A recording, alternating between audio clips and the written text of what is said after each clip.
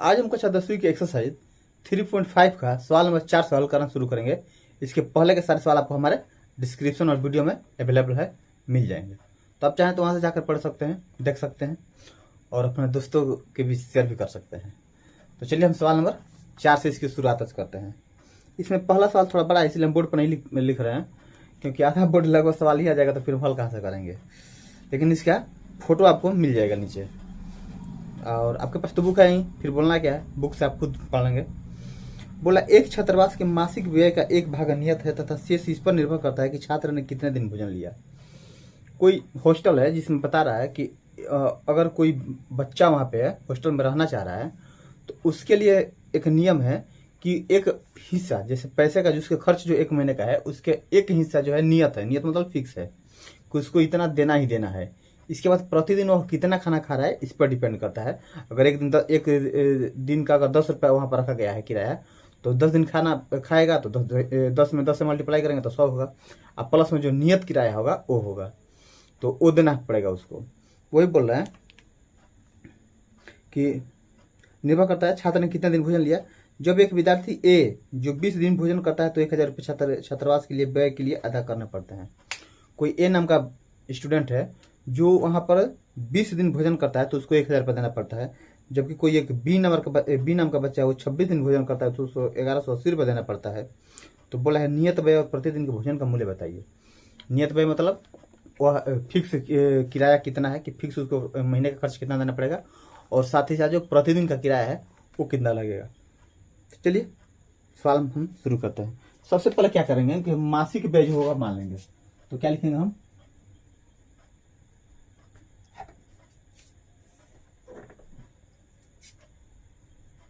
माना कि छात्रावास का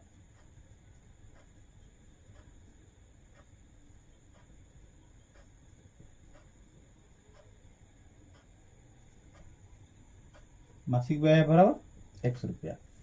हमें पता नहीं कि कितना है, बस हमने 100 रुपये मान लिया। और प्रतिदिन का किराया बराबर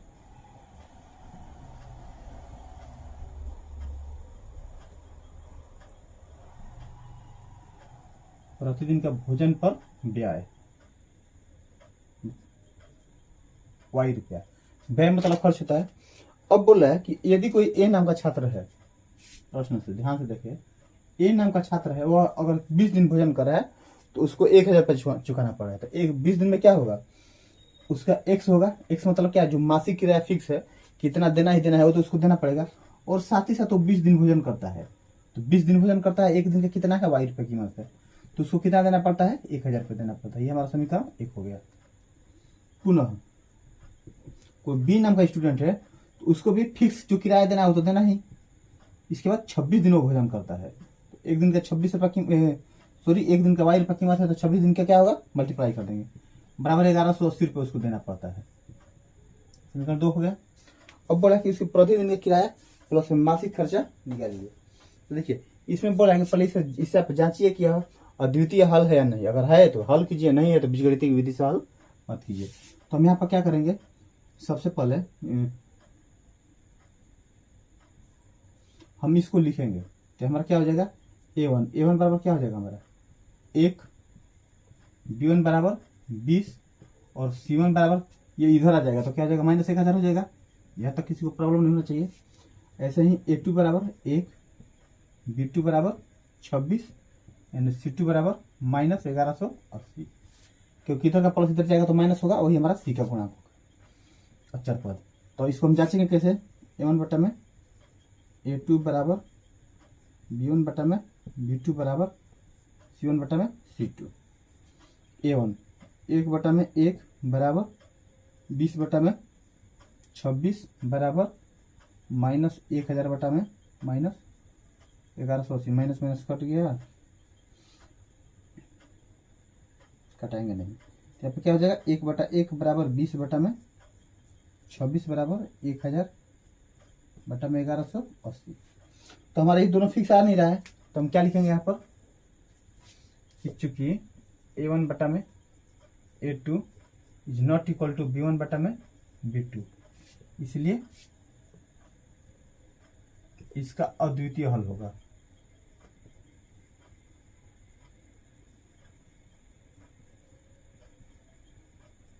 अब जब इसका द्वितीय हल होगा तो इसका बीजगणित विधि से निकाल सकते हैं।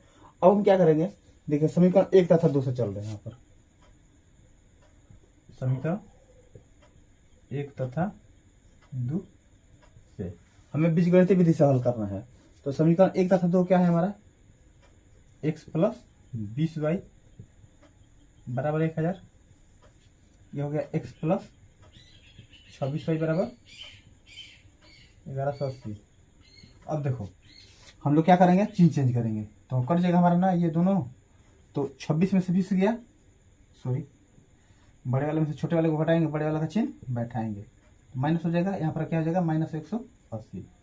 तो y बराबर क्या हो जाएगा 180 बटा में 6, माइनस में कट गया 36 18। तो y बराबर क्या हो गया 30। हमें y का मान मिल गया।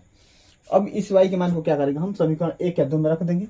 इसके बाद हमें ये पता चल जाएगा कि उसका जो छात्रावास का फिक्स किराया है, जैसे मान लीजिए आप खाना खाएं या ना खाएं, रहे या ना रहे, जब आपने उसमें एडमिशन अपना ले लिया या वहाँ पर आपने ज्वाइन कर लिया तो आपको उतना पैसा देना ही देना है। तो हमें y का तो मान मिल गया। अब x का मान हमें निकालना है। तो हम क्या करेंगे, आपका काम कीजिए, आप इसका स्क्रीनशॉट ले लें, फिर हम इस मान को समीकरण 1 या 2 में रखेंगे। तो आप पहले इसका स्क्रीनशॉट ले लें। चलिए, उम्मीद है कि आपने स्क्रीनशॉट ले लिया है। अब हम यहाँ से मिटाते हैं, रफ करते हैं।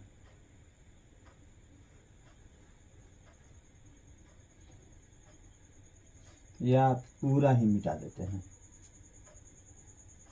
यहाँ तक मिटा देते हैं। उम्मीद है कि आपको यहाँ तक समझ में आया होगा। और अगर आपको हमारा वीडियो पसंद आ रहा है तो आप इसे अपने दोस्तों में जरूर शेयर करें और उनसे भी बोलें इस फैमिली से जुड़ने के लिए। तो y का मान मिल गया, तो यहाँ पर क्या लिखेंगे हम, समीकरण 1 में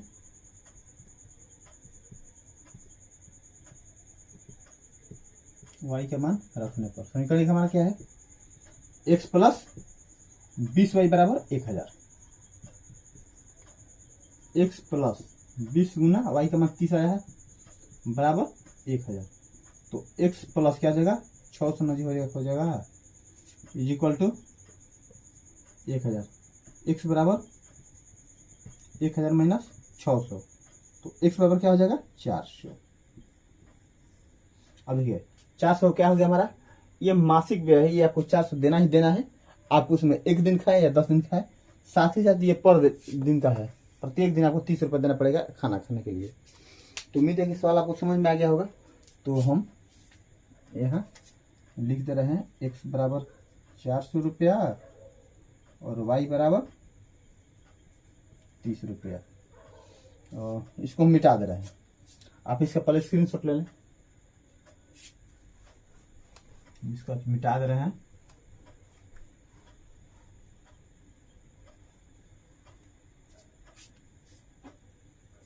देखिए 400 हमारा क्या है, तो यहाँ पर लिख देंगे हम कि छात्रावास का मासिक व्यय, छात्रावास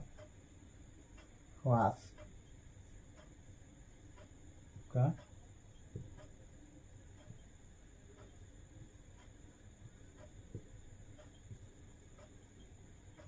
₹400।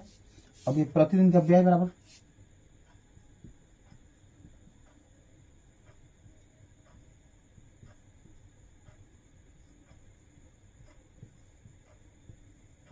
बराबर 30 रुपया, और यही दोनों क्या हो गया हमारा आंसर हो गया। तो उम्मीद है कि सवाल आपको समझ में आया होगा। तो आप इसका स्क्रीनशॉट ले लें, फिर इसके बाद के सवाल को हम हल करते हैं।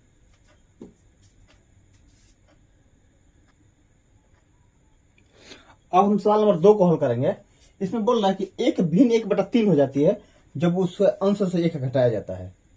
जो भी भिन्न हो, अगर भिन्न के अंश से हम 1 घटा रहे हैं तो भिन्न का वैल्यू क्या हो जा रहा है 1/3, और वह 1/4 हो जाती है जब उसको हर में 8 जोड़ दिया जाता है। तो अगर भिन्न का हर में 8 जोड़ रहे हैं तो भिन्न क्या बन जा रहा है 1/4। तो हमें भिन्न ज्ञात करना है। तो हमें पता है कि भिन्न में अंश और हर होता है, भिन्न का मतलब ही अंश बटा हर होता है। तो सबसे पहले वही मानेंगे हम, माना कि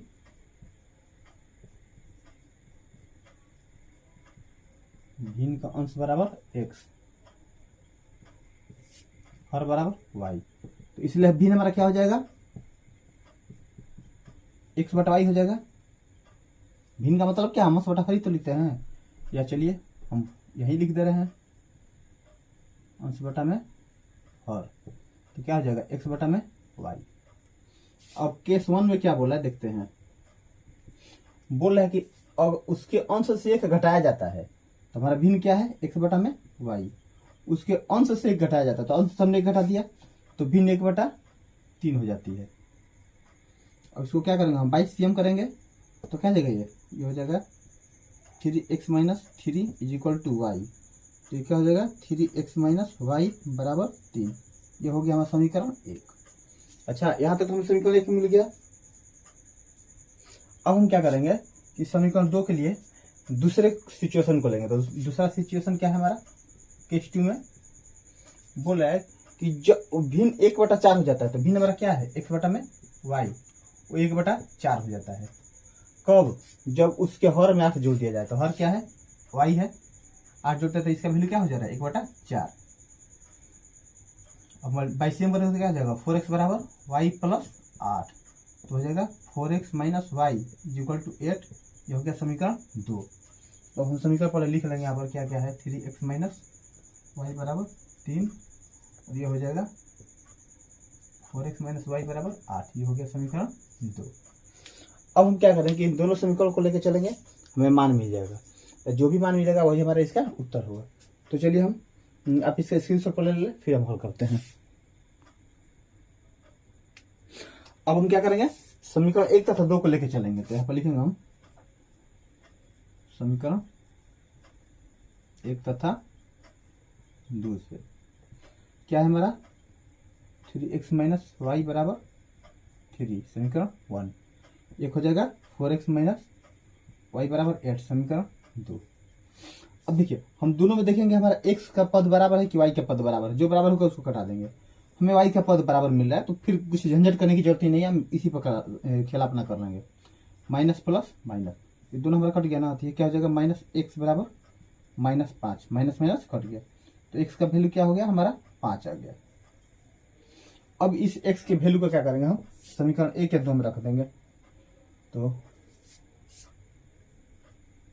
समीकरण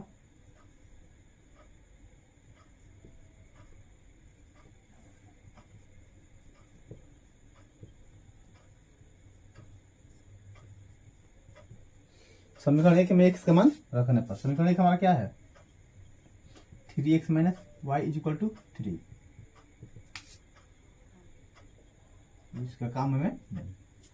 अब देखिए x का मान हमें 5 मिला है ना, यहाँ पर क्या लिखेंगे हम 3 × 5 - y = 3, तो क्या हो जाएगा ये 15 - y बराबर 3, तो -y बराबर क्या होगा 3 - 15, तो -y = क्या होगा -12, तो y बराबर क्या हो गया हमारा 12। तो जब हमारा y बराबर 12 हो गया, तो भिन्न हमारा क्या हो जाएगा x बटा y। भिन्न क्या है हमारा x का मान 5 तथा y का मान 12, और यही क्या हो जाएगा हमारा आंसर भी हो जाएगा। तो उम्मीद है कि सवाल आपको समझ में आया होगा, और नहीं आया होगा तो वीडियो को आप दोबारा देख लेना, जरूर समझ में आएगा। फिर अगर कोई परेशानी हो रही है तो आप हमें मैसेज में बता सकते हैं। तो चलिए पहले इसका स्क्रीनशॉट लें, फिर हम इसके नेक्स्ट सवाल को हल करते हैं। अब हम सवाल नंबर 4 का तीसरा बनाएंगे, जिसमें बोला है यश ने एक टेस्ट में 40 अंक अर्जित किए। कोई यश नाम का लड़का है, अगर उसके हो सकता है कोचिंग में या मान लीजिए उसके क्लास में स्कूल में कोई टेस्ट हो रहा है जिसमें उसे 40 अंक प्राप्त होता है। कंडीशन यह है कि जब उसे प्रत्येक सही उत्तर पर 3 अंक मिले। बोला कि जितने भी उसने सही प्रश्न किए हैं सभी प्रश्नों पर 3-3 अंक मिलते हैं, लेकिन जब वो प्रश्न गलत करता है तो 1 अंक काट लिए जाते हैं, तो उसे कितना अंक प्राप्त होता है 40 अंक प्राप्त होता है। ऐसा ही सेम दूसरा कंडीशन है कि बोला कि अगर उसको प्रत्येक सही अंक प्रश्न पर 4 अंक मिले, अगर कोई प्रश्न वो सही बना रहा है तो उसको 4 अंक मिले, लेकिन जैसे ही गलती कर रहा है उसका 2 अंक काट लिया जाए। तो बोल रहा है कि बताइए कि उसको 50 अंक प्राप्त होता है, तो बताइए कि उस टेस्ट में कुल कितने प्रश्न थे। तो सबसे पहले हम प्रश्न की संख्या मानेंगे, क्योंकि जो वही पूछ रहा है, तो क्या लिखेंगे हम माना कि टेस्ट में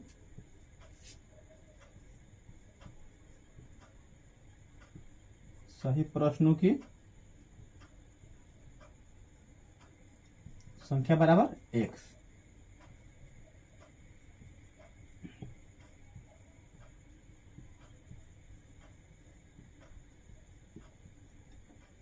गलत प्रश्नों की संख्या बराबर y। देखिए अब केस 1 में आपका कंडीशन क्या बोल रहा है, उसके अनुसार हम चलेंगे। बोला कि प्रत्येक सही उत्तर पर 3 अंक मिला, तो सही उत्तर की संख्या हमारा कितना है, x है, और उसको 3 अंक मिला तो 3 से गुणा कर देंगे।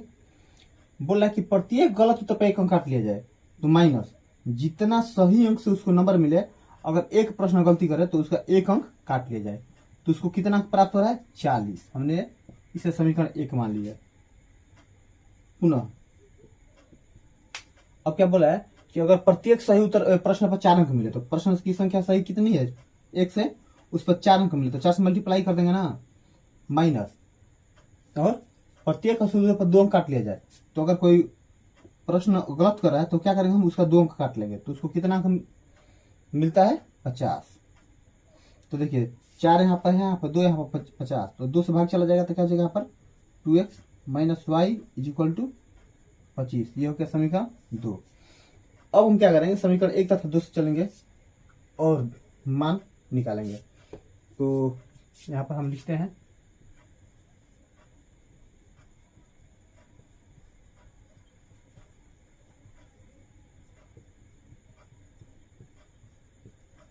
समीकरण 1 तथा 2 से क्या है, 3x माइनस वाई,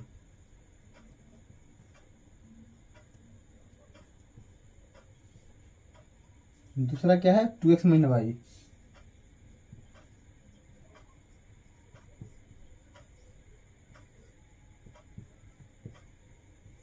कट गया ना। अब 3 में से 2 गया, x बचा, यहाँ पर 25 में से 40 में से 25 गया, 15 बचा। x हमने किसको माना था, सही प्रश्नों की संख्या में कितना मिल गई, x मिल गया। अब यहीं पर लिखेंगे समीकरण 2 में x का मान रखने पर क्या है, 2x minus y is equal to 25। 2 into x का मान क्या है 15 minus y is equal to क्या हो जाएगा 25। देखो माइनस वाई बराबर क्या हो जाएगा 25 माइनस 15 दूना 30, तो माइनस वाई बराबर क्या हो जाएगा -5, माइनस माइनस कट गया, वाई बराबर क्या हो गया 5। अब सही प्रश्नों की संख्या कितनी मिली हमें 15, और गलत प्रश्नों की संख्या कितनी हो गई 5। तो यहाँ पर क्या लिखेंगे, सही प्रश्न बराबर 15, गलत प्रश्न बराबर 5, और कुल प्रश्न बराबर 15 प्लस 5 बराबर 20। अच्छा, तो उस टेस्ट में कुल कितने प्रश्न दिए गए थे, 20 प्रश्न दिए गए थे, जिनमें से 15 प्रश्न सही थे और 5 प्रश्न गलत थे। तो उम्मीद है कि सवाल को समझ में आया होगा। तो चलिए आप इसका स्क्रीनशॉट लें, फिर हम देखते हैं। तो चलिए आप इसका स्क्रीनशॉट लें।